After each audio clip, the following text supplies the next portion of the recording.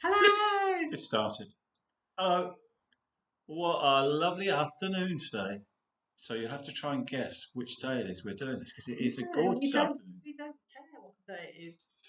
Today will be Sunday if you're watching this. So we're starting a new theme this week on the Holy Spirit. And we're starting right at the beginning of the Bible in Genesis. So Andy will be reading part of the passage and I'll be reading the rest of the It's passage. quite a long passage, so So Andy will read the beginning we were bit. thinking of just doing bits, but actually, Nick's set the whole passage. So in honouring our Nick the Vic, here we go. So it's Genesis chapter 1, which you will find at the beginning of the Bible. And Andy's reading, as usual, in the Good News version, and I will be reading in the New International. Right, here we go. So, if you're sitting comfortably, in the beginning, when God created the universe. Challenge. In the beginning, when God created the universe, the earth was formless and desolate.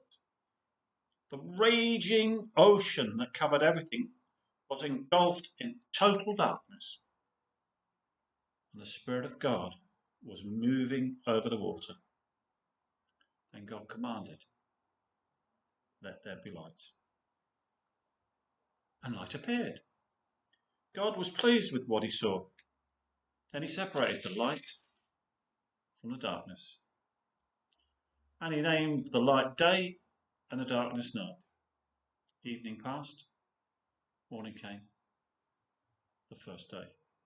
Then God commanded, "Let there be a dome to divide the water and to keep it in two separate places." And it was done.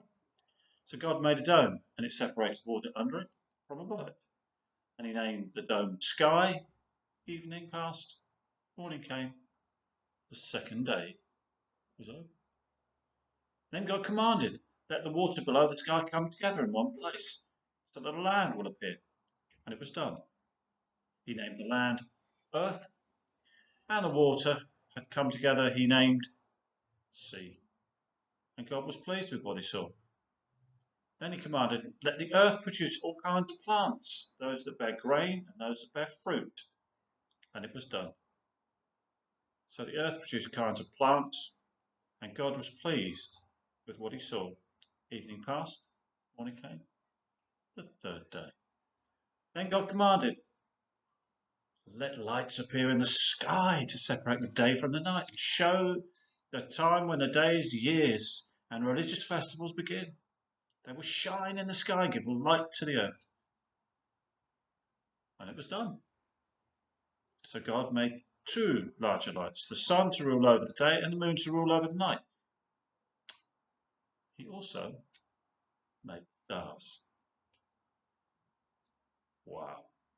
He placed the lights in the sky to shine on the earth, to rule over the day and the night, and separated light from darkness. And God was pleased with what he saw. Evening passed, morning came, the fourth day. And God said, "Let the water teem with living creatures, and let birds fly above the earth across the vault of the sky." So God created the great creatures of the sea, and every living thing with which the water teems, and that moves about in it, according to their kinds, and every winged bird according to its kind. And God saw that it was good. God blessed them and said, "Be fruitful and increase in number, and fill the water in the seas, and let the birds increase on the earth." And there was evening and there was morning, the fifth day. And God said, "Let the land produce living creatures according to their kinds, the livestock, the creatures that move along the ground, and the wild animals, each according to its kind." And it was so. God made the wild animals according to their kinds, the livestock according to their kinds, and all the creatures that move along the ground according to their kinds. And God saw that it was good. Then God said, "Let us make mankind in our own image, in our likeness, so that they may rule over the fish in the sea and the birds in the sky, over the livestock and all the wild animals, and over all the creatures that move along the ground. So God created mankind in his own image.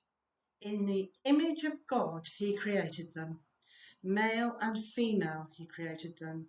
And God blessed them and said to them, "Be fruitful and increase in number. Fill the earth and subdue it. Rule over the fish in the sea and the birds in the sky and over every living creature that moves on the ground."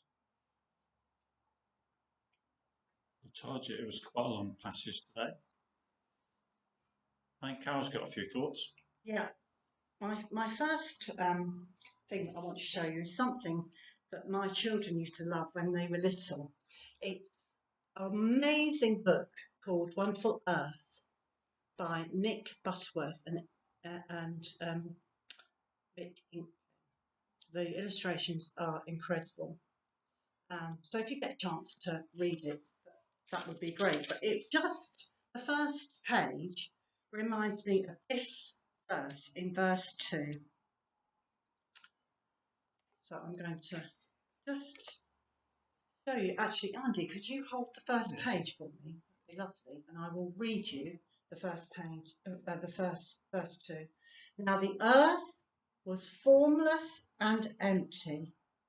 Darkness was over the face of the deep, and the Spirit of God was hovering over the waters. And God said, "Let there be light." And there was light. So the bit I want to just concentrate on is that word hovering. When we think of God's Spirit, we often see the form of the dove, don't we? In the New Testament, when Jesus was baptized, the Holy Spirit came down in the form of a dove on his head. And the word hovering just makes me think of a little dove hovering about all over the darkness, in the darkness. But the amazing thing is that the Holy Spirit was there right at the beginning. And we also know that Jesus was there right at the beginning. If we look in John 1, very famous chapter, it says, "In the beginning was the Word, and the Word was with God, and the Word was God. He was with God in the beginning, and through him all things were made.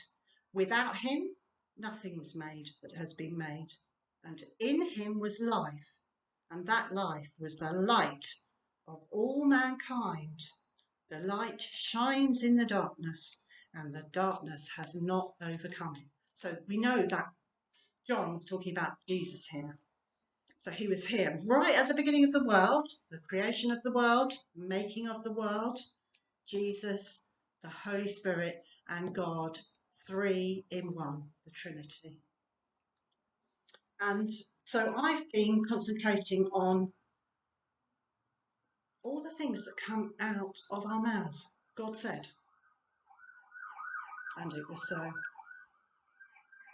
The Word, another word for Jesus in this in the passage that I just read. The breath of God, the Spirit of God. The Spirit of God is unseen. Here he's hovering, but he's unseen. And I was concentrating on that word breath, and the other bit of in the New Testament that it reminded me of is when Jesus spoke to the disciples after he'd been resurrected and appeared to them. And he said, "Peace be with you." And after this, he showed them his hand and side, and the disciples were overjoyed when they saw the Lord. Again, Jesus said, "Peace be with you. As the Father has sent me, I am sending you." And with that, he breathed on them and said, "Receive the Holy Spirit." Breath. again, all these things that come out of our mouths, breath, spoken word. And the last little bit that I wanted to say, which I've just forgotten. Oh, yes. It reminds me of a hymn, a very old hymn. Breathe on me, breath of God. Fill me with life anew, that I may love as you have loved and do as you would do. That's what I want for my life, and that's the challenge to you today. It's exciting. I've been excited in here. I don't know what I was going to say. It's really lovely. It's really lovely to sit and receive. I just got to sing, you know. I'm not going to talk about all the stages of creation. We are focusing on the Holy Spirit. And the Holy Spirit is fully active today. And the earth was formless and desolate. The raging ocean that covered everything was engulfed in total darkness. We can be there. That can be our daily experience. We can be in that total darkness. You can feel everything compressing us. We can't see we can't see anything positive. It's not a case of a glass half empty, half full. There is no glass to even look at.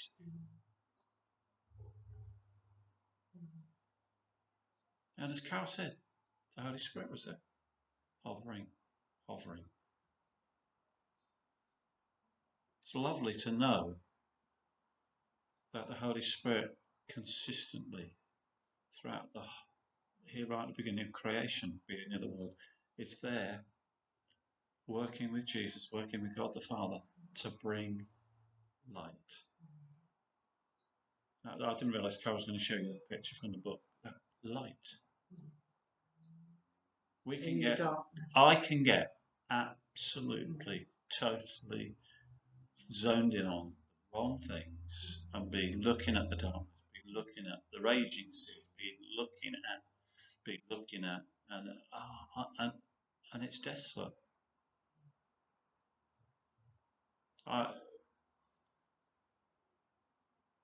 This is a bit personal. Joel, looking for a job. We've been chatting. Carol's away for a week. We're chatting. How did you get a job, Annie? What did you do? And I'm going, I'll be honest. I fell into jobs. I fell into jobs. I had a desolate period before we just moved down to Weymouth, where I'd applied and brick wall. I'm thinking about you for your futures. Desolate. What is going on? Desolate. You can actually look at that instant now and be totally zoned into the instant now. And it's understandable that you are.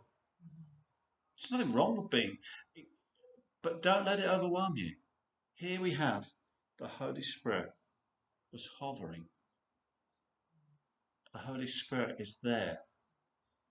Jesus said, I will send you the Comforter. So for me, right at the beginning of creation, the Holy Spirit's there to bring light into the darkness. Along with Jesus, yes. And God the Father.